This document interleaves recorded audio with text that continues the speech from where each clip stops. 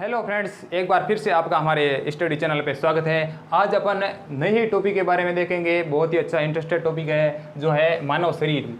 आने वाले लेक्चर में अपन ये सब देखेंगे, मानव शरीर के अंदर कौन कौन से अंग होते हैं, कौन कौन से तंत्र होते हैं, पाचन तंत्र क्या होता है, श्वसन तंत्र क्या होता है, उत्सर्जन तंत्र क्या होता है, हार्ट क्या होता है, लीवर क्या होता है, और रक्त परिसंचरण तंत्र क्या होता है, हार्ट क्या होता है। बहुत सारा मतलब कि बहुत इंटरेस्टेड और शानदार तरीके से ये जो पाचन तंत्र जो बनाया है, इसका मतलब है बहुत ही ऐसा आपको कहीं भी किसी भी कॉम्पिटिटिव बुक या किसी भी यूट्यूब के थ्रू या फिर किसी भी क्लासेस के वीडियो के अंदर बिल्कुल भी नहीं मिलेगा। क्योंकि यहाँ से बिल्कुल इसका डीपली स्टडी, मतलब शुरू से लेके अंत तक पाचन कैसे होता है, कौन कौन से हार्मोन एंजाइम काम करते हैं, वो सारी की सारी बातें आपको यहाँ क्लियर करवाएंगे। पाचन तंत्र मनुष्य के मुख से लेके गुदा तक होता है। उसके अंदर क्या होते हैं, बहुत सारी ग्रंथियाँ होती है, बहुत सारे अंग होते हैं। अंग के अंदर अपन देखेंगे शुरू से लेके लास्ट तक इसका मतलब बहुत डीपली स्टडी करेंगे। क्या होता है, कौन सा अंग किसके बाद होता है, उसके अंदर क्या क्या होता है, पाचन कैसे होता है, वो सारी की सारी बातें अपन बिल्कुल यहाँ इसका मतलब कि पूरे पाचन तंत्र का पोस्टमार्टम करके चिपकाया है यहाँ। और एक एक पॉइंट के ऊपर अपन डीपली से बात करेंगे। और शुरू करते हैं मुख से। मुख में क्या होता है, भोजन को अपन सर्वप्रथम लेते हैं, मुख में लेते हैं। तो क्या होता है कि मुख के अंदर भोजन अपने को सर्वप्रथम दांत और जीभ का सामना करना पड़ता है। दांत क्या होते हैं, दांत बच्चों के अंदर दांत अलग होते हैं, वयस्क के अंदर दांत अलग होते हैं। मनुष्य के अंदर दो प्रकार के दांत पाए जाते हैं, बच्चों के अंदर भी होते हैं और बच्चों के अंदर दूध के दांत होते हैं, जो कि संख्या में 20 होते हैं, और वयस्क के अंदर 32 दांत होते हैं। जिसका अपन पहले तो इसका एक बार मतलब कि पूरा देख लेते हैं कि कौन सा अंग कौन से अंग के बाद आता है, मतलब कि कंटिन्यू इसकी स्ट्रक्चर देख लेते हैं शुरू से लेके लास्ट तक। और उसके बाद में अपन हर एक को अलग अलग लेते हुए डीपली स्टडी करेंगे। चलिए, और दांत के बारे में अपन देखेंगे। जीभ के बारे में क्या होता है, स्वाद गलिकाएं कितनी होती हैं, क्या क्या कार्य करती है जीभ का, इसके अंदर मुंह के अंदर क्या रोल होता है, वो सारी बातें अपन देखेंगे। और मुंह के अंदर क्या होती है, सलाइवरी ग्लैंड्स, मतलब कि श्वेत ग्रंथियाँ। श्वेत ग्रंथि क्या होती है, मुंह के अंदर लार तो आती है सभी के, तो वो लार ग्रंथियों के थ्रू आती है। उसका क्या होता है, कितने प्रकार की होती है, कौन कौन से एंजाइम होते हैं, वो बात करेंगे। उसके बाद में गर्शिका आती है। गर्शिका क्या होता है, गर्शिका ये भाग होता है जो कि भोजन और श्वास का उभय मार्ग होता है, मतलब कि जिसमें से भोजन भी चलता है और श्वास भी चलती है। श्वास मतलब कि वायु भी चलती है। श्वास अपन नाक से लेते हैं, नाक से लेने के बाद में ये इतना भाग होता है जो ग्रसनी कहलाता है। फेनिक्स, फेनिक्स में क्या होता है, श्वास लेते हैं तब श्वास अंदर जाती है। श्वास और भोजन नलिकाएं दोनों एक दूसरे के पास पास होती है। पास पास होने का मतलब क्या है कि जब अपन श्वास लेते हैं तब तो इसमें से ग्रसनी में से वायु जाती है अंदर, और जब अपन भोजन लेते हैं ना तो इसके ऊपर एक एपिग्लोटिस नाम की एक संरचना होती है, मांस का पिंड के रूप में होती है, जो कि इसके जो ट्रैकिया होती है ना, श्वास नली, उसको ढक लेती है, जिससे कि भोजन श्वास नली के अंदर नहीं जाए और वो सीधा गर्शिका के अंदर चला जाए। गर्शिका को बोलते हैं ईसोफेगस। इंग्लिश नाम इनके मतलब बहुत ही सिंपल है और इंटरेस्टेड भी है, इसलिए अपने को इंग्लिश नाम के बारे में ज़्यादा ध्यान रखना है। और जब एपिग्लोटिस का काम होता है श्वास नली को ढकना। जब अपन भोजन को ग्रहण करते हैं तब ये एपिग्लोटिस होते हैं जो श्वास नलिका को ढक देता है, जिससे भोजन के कण ट्रेकिया के अंदर नहीं जाए, श्वास नली के अंदर नहीं जाए। और ऊपर होता है एक, जो अपने मुंह फाड़ते हैं तब ऊपर एक पेशी के रूप में लटकता हुआ एक ऑर्गन अपने को दिखाई देता है। वो क्या होता है, यूवुला, जिसे बोलते हैं यूवुला। यूवुला क्या होता है, ये अब जब अपन भोजन ग्रहण करते हैं तो भोजन ऊपर भी जा सकता है ना, इसलिए जब ये ऊपर के भाग को कवर करने के लिए यूवुला होता है। यूवुला के कारण भोजन ऊपर नहीं जाता है, ये मतलब ऊपर की ट्रेकिया को कंट्रोल करता है, और ये एपिग्लोटिस होता है वो नीचे की ट्रेकिया को कंट्रोल करता है। जैसे ये ढकते हैं तो बाद में केवल ईसोफेगस एक ही खुली रहती है, जिसके अंदर भोजन चला जाता है। और वहाँ से भोजन जाने के बाद में आता है ईसोफेगस के अंदर। ईसोफेगस के अंदर क्या होता है, कर्माकुंचन गति होती है। भोजन कर्माकुंचन गति, कर्माकुंचन गति क्या होती है, जुगली करने वाले भैंस या गाय को आपने देखा होगा, उसको जुगली के रूप में भोजन उसका गले से बाहर आता है ना, वो ऐसे मतलब लुढ़कता हुआ बाहर आता है, वो आता है कर्माकुंचन गति के थ्रू। और उसी गति के थ्रू अपना भोजन मुख से गर्सिका के द्वारा आमाशय में जाता है। कर्मक कुंजन गति क्या होती है? सांप को आपने चलते हुए देखा होगा, सांप में क्या होता है? पैर भी नहीं होते फिर भी वो चलता है। चलने का क्या कारण है उसका? कर्मक कुंजन गति। कर्मक कुंजन गति के शुरू उसके अंदर बहुत सारे अंग होते हैं, मतलब कि लसीका अंग होते हैं, जिनके थ्रू वो अपने शरीर को बहुत ही सॉफ्ट होता है और वो कर्मक कुंजन गति के द्वारा एक स्थान से दूसरे स्थान पे चलता है। उसके बाद भोजन अपना आता है आमाशय के अंदर। आमाशय के अंदर आता है कि यहाँ एक सिस्टम लगा होता है, इंस्पेक्टर। इंस्पेक्टर क्या होता है? अवरोधनी। इंस्पेक्टर बोलते हैं, सॉरी, अवरोधनी है। अवरोधनी, अवरोधनी क्या होती है कि यहाँ से भोजन जब आता है, आपने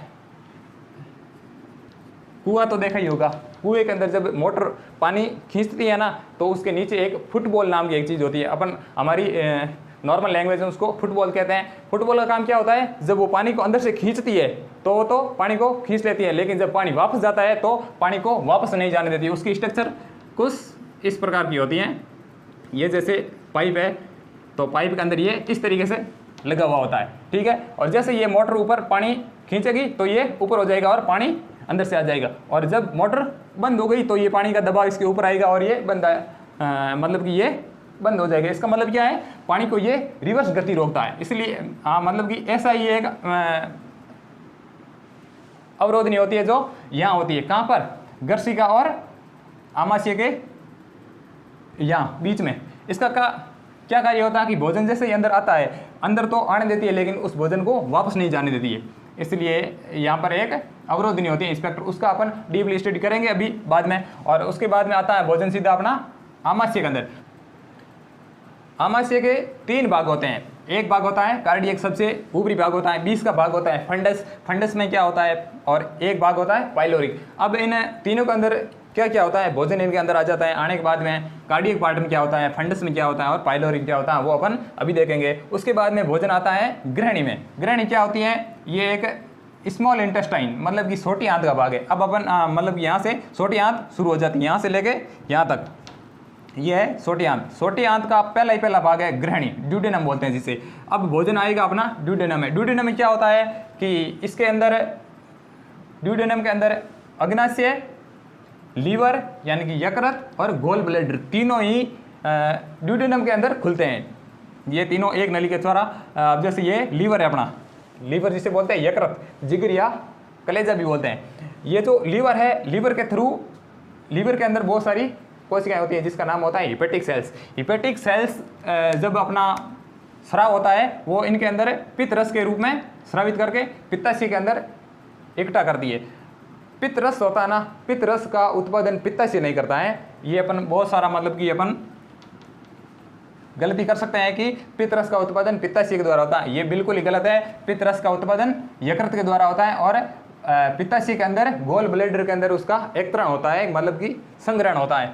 और उसके बाद में ये पित्ताशय है, ये भी इसी नली में खुलता है। और ये आगे आने के बाद में जो पैनक्रियाज है ना, अग्नाशय, ये भी इसी नलिका के अंदर खुलता है। और अब तीनों ये एक साथ हो गए जब ये ड्यूडेनम में खुलते हैं, तीनों ही एक साथ। तीनों का मतलब कि लीवर और पित्ताशय और अग्नाशय तीनों का स्राव एक ही नली में हो गए, एक सेद के द्वारा ड्यूडेनम में, मतलब कि ग्रहणी के अंदर खुलता है। ग्रहणी छोटी आंत का पहला पार्ट है। उसके बाद में क्या है? अग्र शुद्रांत्र, जिससे बोलते हैं जेंजुनम।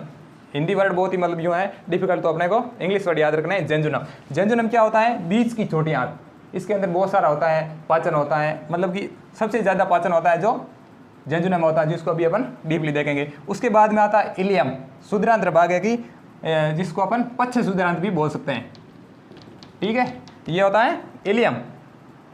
इलियम के बाद में अपना भोजन आता है बड़ी आंत में। बड़ी आंत के भी 3 पार्ट्स होते हैं, सॉरी 2 पार्ट्स होते हैं बड़ी आंत के, सिक्कम और कोलन।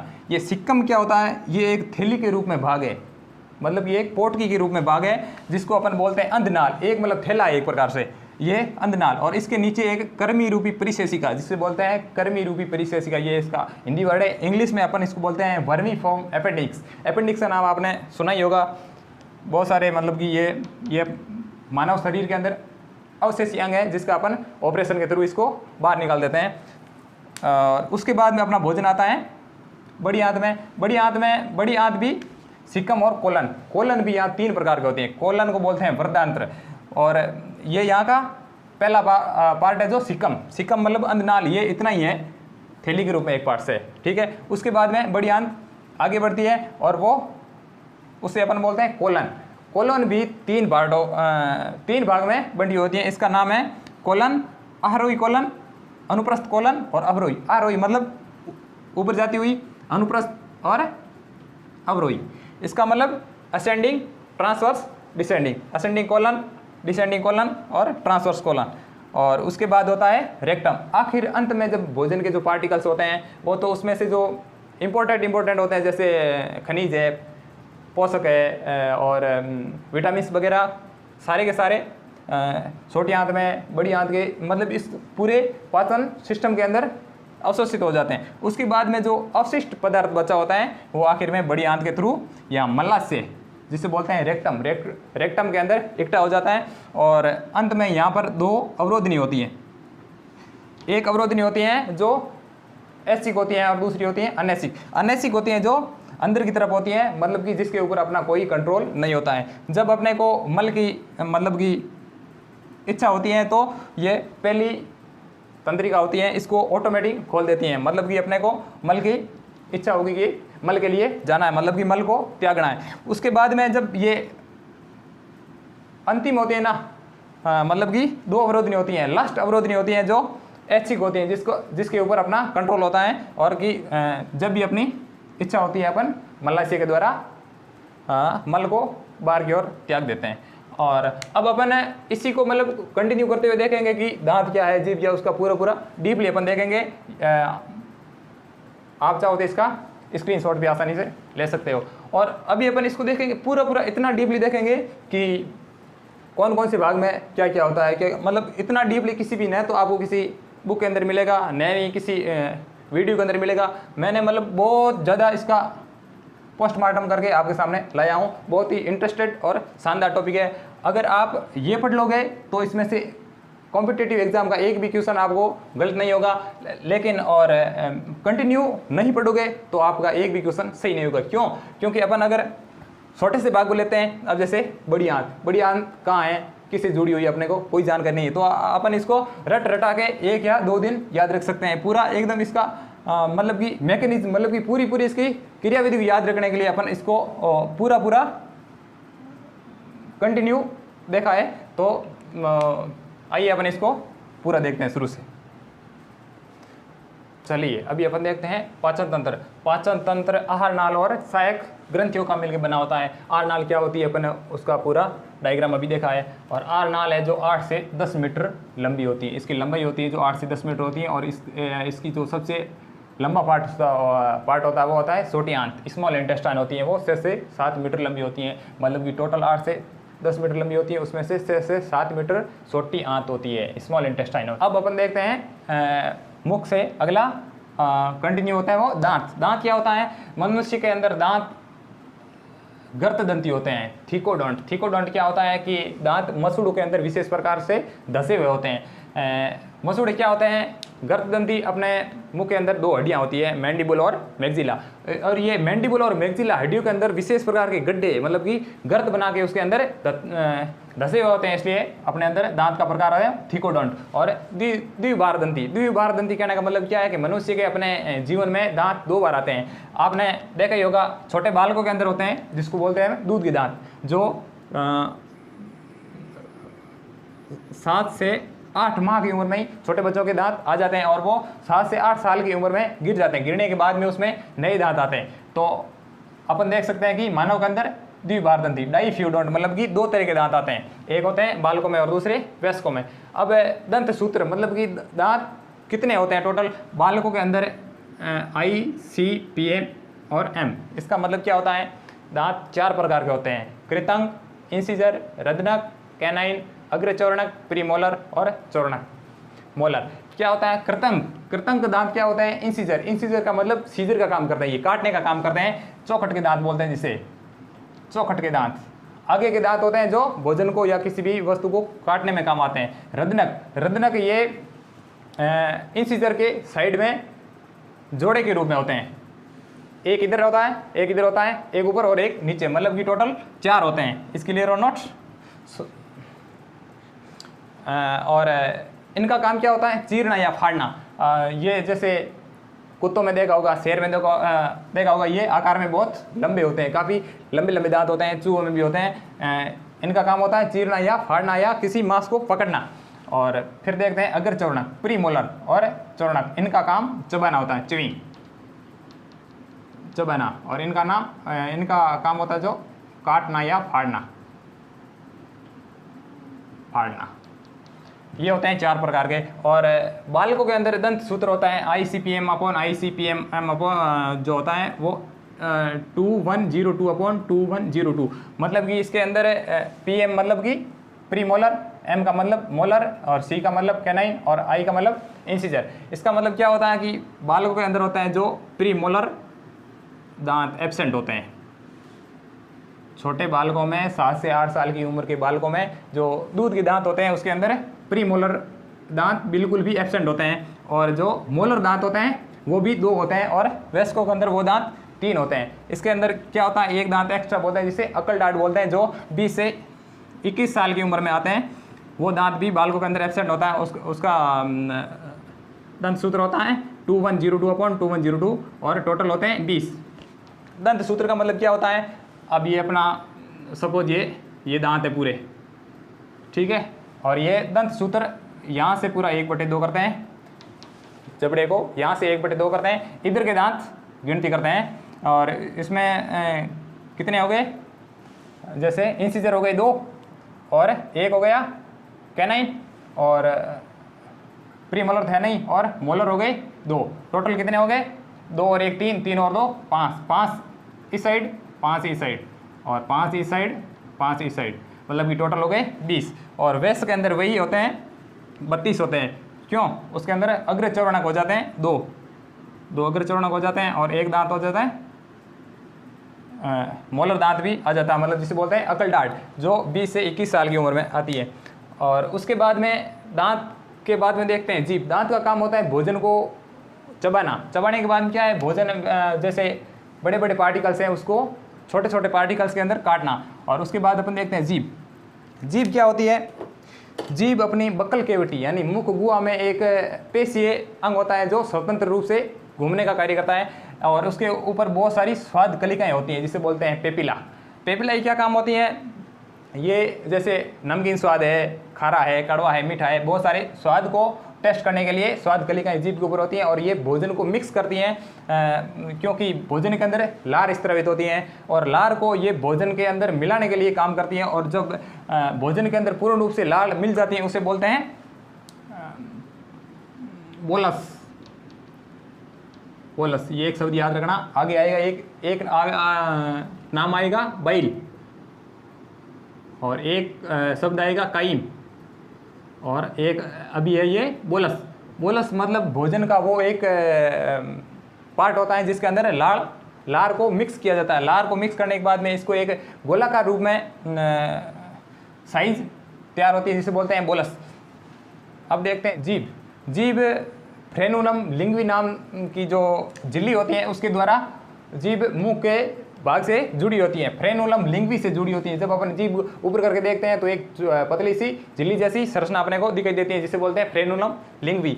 और जीभ के ऊपर अब स्वाद कलिकाएँ होती हैं, बहुत सारी होती हैं, जैसे ये फंगीफॉर्म है, फिलीफॉर्म है, सर्कमवेलेट है। सर्कमवेलेट के साथ में ये जो जीभ के पीछे का भाग होता है उसे बोलते हैं सल्कस इंटेरिकस, पीछे का भाग होता है। ये अपने इंपॉर्टेंट नहीं है, थोड़ा मतलब कि डीपली है, लेकिन इसको चाहो तो आप नोट कर सकते हो। जीभ का पीछे का भाग होता है जो आर्च बनाता है, मतलब कि कर्व बनाता है, जिसे बोलते हैं सल्कस इंटेरिकस। और जो जीभ के अंदर पेपिला होते हैं वो 4 प्रकार के होते हैं, और जिसमें से ये छोटे छोटे होते हैं जिसे फिलीफॉर्म कहते हैं, फिलीफॉर्म पेपिला। और बड़े होते हैं मतलब कि उससे थोड़े बड़े होते हैं जो पूरी जीभ के ऊपर फैले होते हैं उसे बोलते हैं फंगीफॉर्म, मतलब कवक रूपी। और जो 8 से 10 की संख्या में मतलब कि बहुत बड़े होते हैं सर्कमवेलेट बोलते हैं, जिसको बोलते हैं सर्कमवेलेट, वो 10 से 12 होते हैं संख्या के अंदर। इस तरीके से ये अपन ने जीभ को देखा। अभी अपन R9 को कंटिन्यू करते हैं। अभी अपन देखते हैं लार ग्रंथियाँ। लार ग्रंथियाँ मानव के अंदर 3 प्रकार की होती हैं, पैरोटिड, पैरोटिड ग्रंथि जो कान के पास होती हैं और संख्या में 2 होती हैं, एक इस साइड, और दूसरी होती हैं सब लिंगुअल, मतलब कि जीभ के नीचे, ये भी 2 होती है, जीभ के नीचे एक ही साइड और एक ही साइड, ये भी संख्या में 2 होती है। और सब मैंडिबुल, मतलब कि मैंडिबुल ये अपनी हड्डी है, इसके नीचे यहाँ भी होती है, एक इधर और एक इधर, 2 भी ये होती है। टोटल 6 ग्लैंड होती हैं लार ग्रंथियाँ। लार ग्रंथियों से जो एंजाइम निकलता है वो टाइलिन और एमाइलेज। टाइलिन का कार्य क्या होता है, भोजन के अंदर स्टार्च और कार्बोहाइड्रेट का पाचन। स्टार्च और कार्बोहाइड्रेट का ये 30% पाचन मुख गुहा में, मतलब कि आहार की शुरुआत मुख गुहा से होती है और मुख गुहा से ही पाचन स्टार्ट हो जाता है। मतलब कि हल्के जैसे पदार्थ है, जैसे कार्बोहाइड्रेट और स्टार्च का पाचन मुख गुहा से ही शुरू हो जाता है, और पाचन और अवशोषण भी यहीं से शुरू हो जाता है। जैसे अवशोषण के रूप में जैसे कोई एल्कोहली पदार्थ है, जैसे कोई शराबी है, शराब पीता है, शराब पीने के कुछ टाइम बाद ही उसको नशा आने लग जाता है, तो मतलब कि उसका अवशोषण है जो मुख गुहा से ही शुरू हो जाता है, इसका मतलब वो जल्दी ही सेट हो जाता है। लार होती है, लार भोजन के अंदर जब मिक्स होती है तो बोलस का निर्माण करती है, और बोलस को चिपचिपा और चिकना बनाती है, जिससे वो आगे के मतलब कि रास्ते में आसानी से चले।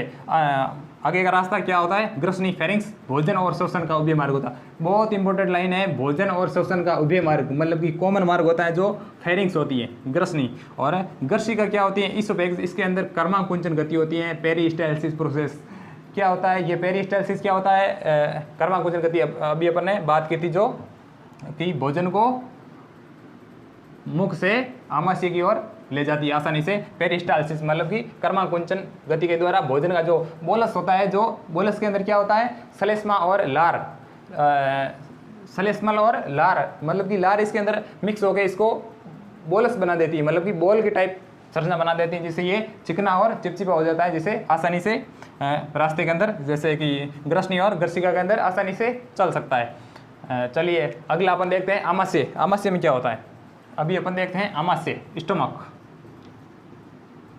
स्टोमक क्या होता है, आमाशय के 3 भाग होते हैं, कार्डियक भाग, फंडस भाग और पाइलोरिक भाग।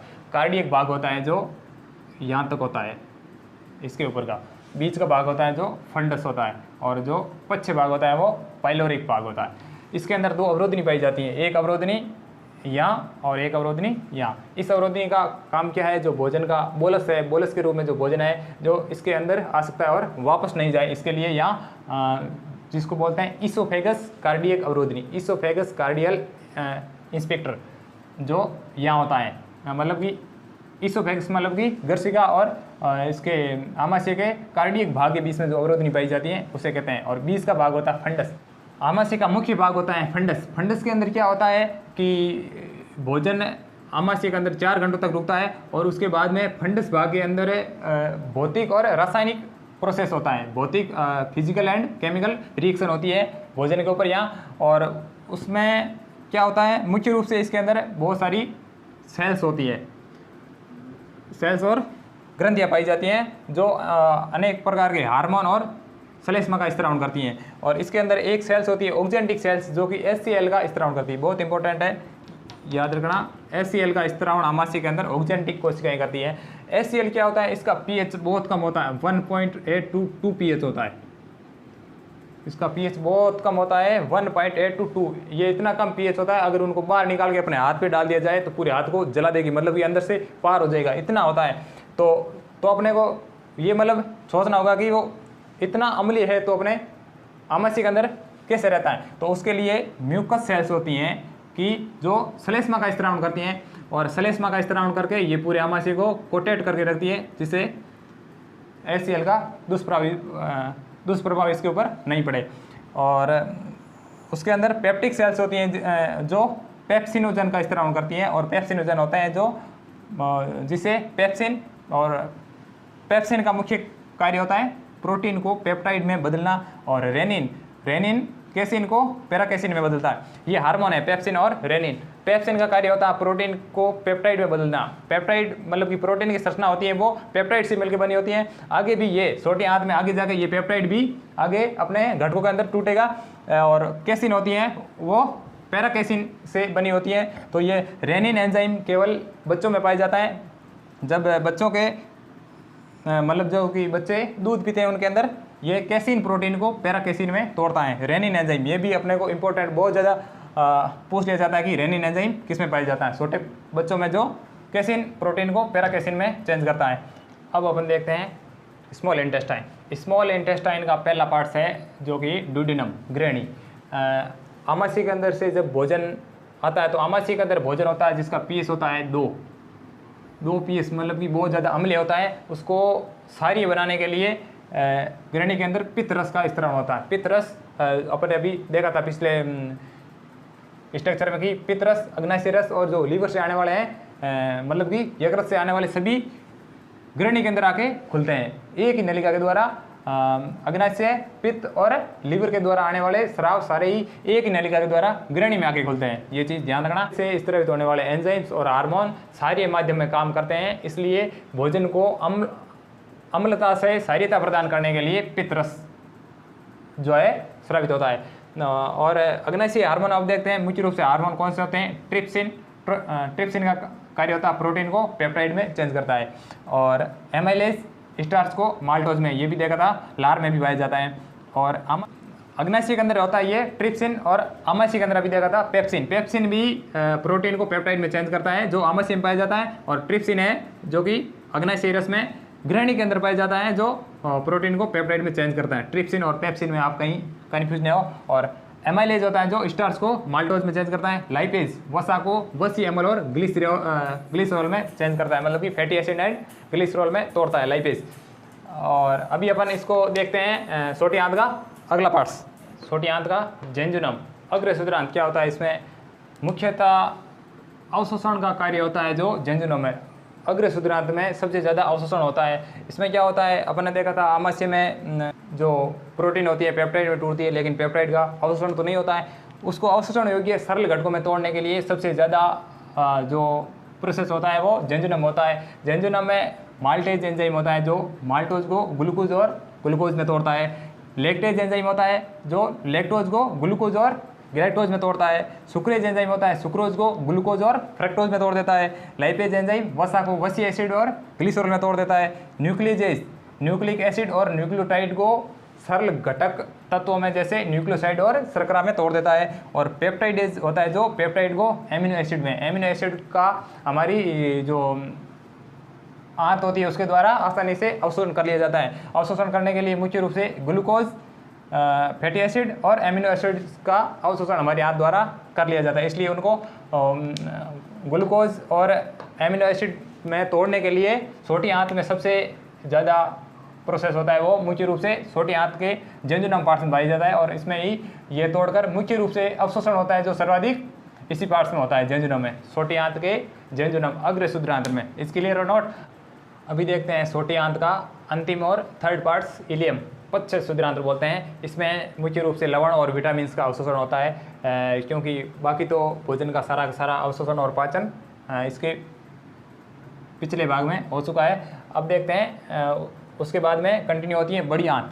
बड़ी आंत मतलब कि लार्ज इंटेस्टाइन, इसका जो पहला का पहला पार्ट्स होता है वो थैली के रूप में अंधनाल, जिसका अपन ने फोटो के थ्रू देखा था, चित्र के माध्यम से देखा था।